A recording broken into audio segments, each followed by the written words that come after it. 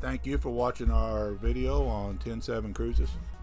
Shelly and I thought that we would start putting together some videos of how to get into some of the marinas and fuel docks that you will experience on America's Great Loop. We're new to this. We started in Green Turtle Bay, Kentucky, and we've made it to Demopolis, only about 450 miles. But we quickly realized, especially after we pulled into Pebble Isle, that there wasn't really any resources to show us what we were getting into. Not that we're not capable boat operators, but just the unknown. You can have a map overlay, but it really doesn't show. So we decided that we would try to put something together to see if it'll work, see if people will find it valuable of getting into these marinas. Now, right here on the Tennessee Tom Bigby, as the video shows, we're headed downriver, and on your port side, on the left side, is Kingfisher Bay Marina. Just past that is going to be the fuel dock, which is where most of you will go first when you arrive, due to the distance of the fuel stops, and this is the last stop before Bobby's. So there is the cut through to get into the marina.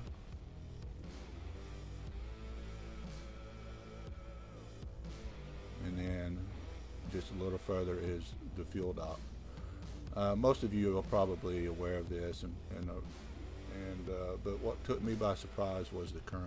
We come from Oklahoma and Missouri, where we are on lakes, and there's no current. It's just a big body of water.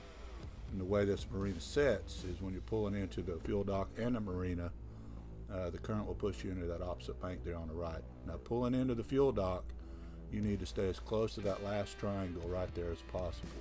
You'll see on the right there's some buoys, some markers. I don't know if they're tree stumps or what they're showing, and you can kind of see how shallow it is. So after you go around that last triangle, you need to stop right there at that first pump. And here's an overlay. Right there is where you need to park your boat. And there's that last triangle. We'll zoom out and get a look at that. That marina there on your right in that screen is closed. That is not where you go. That is the fuel dock only.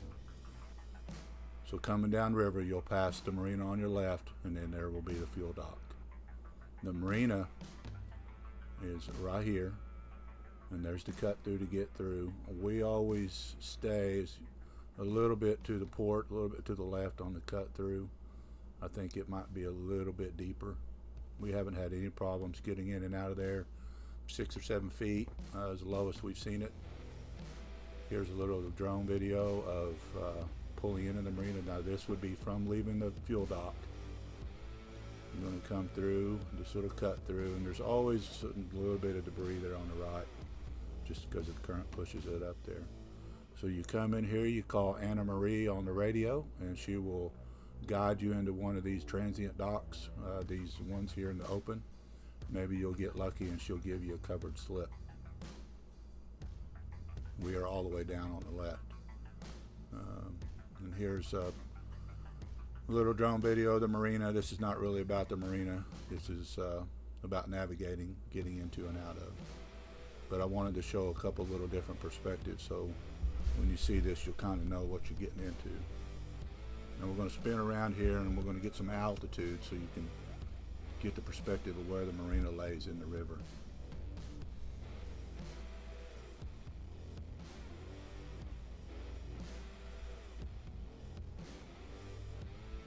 The river's flowing from right to left. To the right is to the north. So when you're coming down river, it's all going to be on your port side. They've got a good little area there to walk your dogs. Big park area. You can walk a mile just going around at one time. Down there's the fuel dock, and there's the dry storage and the boat repair yard. They really maintain the marina. Its bathrooms are really nice and clean, and here's a swimming pool that you have access to. And there's some additional transient slips. Anna Marie may put you there. There's really not a bad slip in the entire place. It's not massive, and there aren't any slips. It's on the other side of the bay that you have to walk around. Everything's close. I mean, they're just about a mile from town. So hopefully this will help some of you who've never been here before. If you have any questions or comments, please comment below, and maybe we can kind of build a little library of these different places. I really wished I'd have made one at Pebble Isle. We'll have to get that next year when we come back around. So thank you for watching.